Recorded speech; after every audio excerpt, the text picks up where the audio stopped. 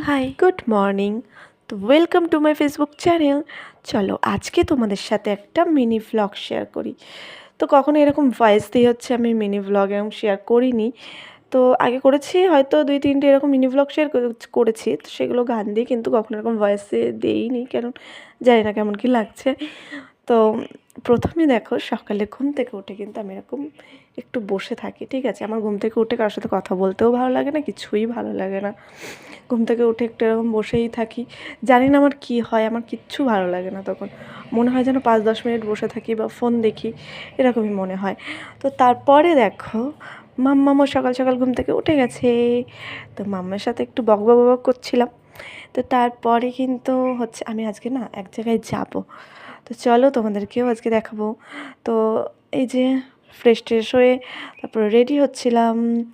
তো রেডি হয়ে নিলাম, রেডি হয়ে হচ্ছে, আর আমি কিন্তু সেরকম মেকআপ ফেকআপও করিনি, জাস্ট একটু কম্প্যাক্ট দিয়েছি, আর কিচ্ছু না। আর বডি স্প্রে না দিলেই নয়, তো সেটাই দিয়েছি। তো তারপরে হচ্ছে বেরিয়ে পড়লাম। তো তারপরে রাস্তায় গেছি, রাস্তায় গিয়ে গাড়ির জন্য দাঁড়িয়েছিলাম, গাড়িও চলে এসেছিলো। তো তারপরে স্টেশনেও গিয়ে দেখি ট্রেন ঢুকে গেছে।